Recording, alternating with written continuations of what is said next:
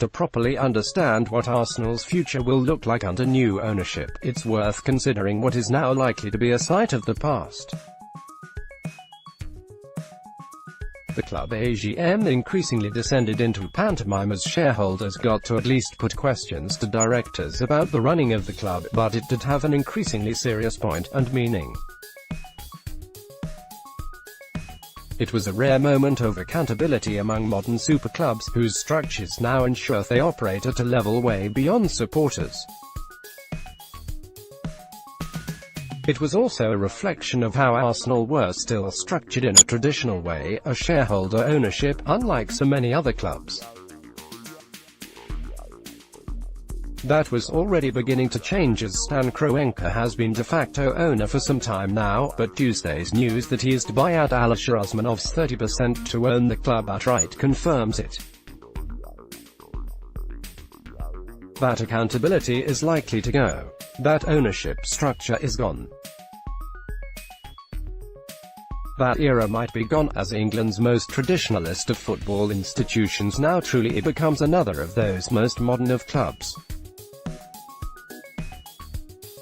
There should be a genuine poignancy about that, although there was only justifiable anger from the Arsenal Supporters Trust, who described it as a dreadful day.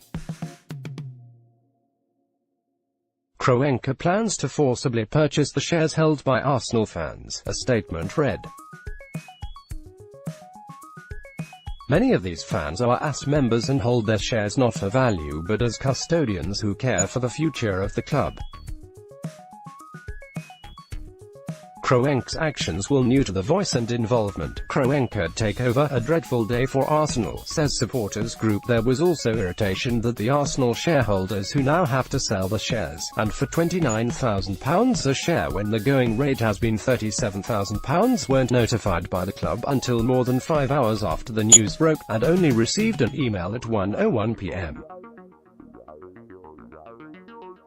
The continuation of communication like that could really foster what feels a growing motivation for a movement along the lines of the anti-Glazer, green and gold protest at Manchester United, especially since Kroenke is using a £557 million loan from Deutsche Bank to help fund the buyout.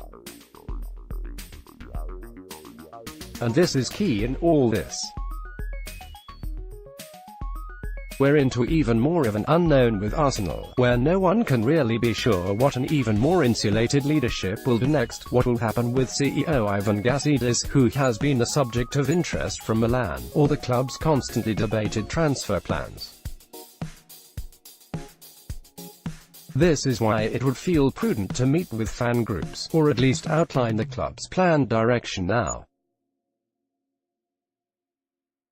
Stan Kroenke has seized full control of Arsenal Football Club. AFP, Getty Images. A mission statement is more important than ever, or supporters will doubt what the objectives are.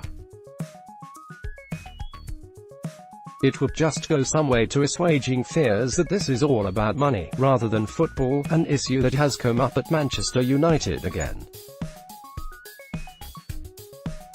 This is a point astutely raised by Darren Epstein, whose 30 years as an Arsenal shareholder are now about to end. The club has been run in effect by the owner anyway, it's just now we want to be able to judge how good or bad the shape of the club is because of transparency.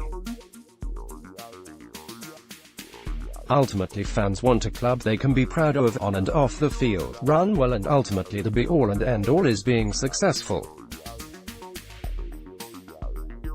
If Kroenke ultimately achieves that, he will be lauded. But if we use to drive profits and this does not lead to success, then he will be judged and ultimately people will vote with their feet. When the feet of Sir Alex Ferguson and so many other football luminaries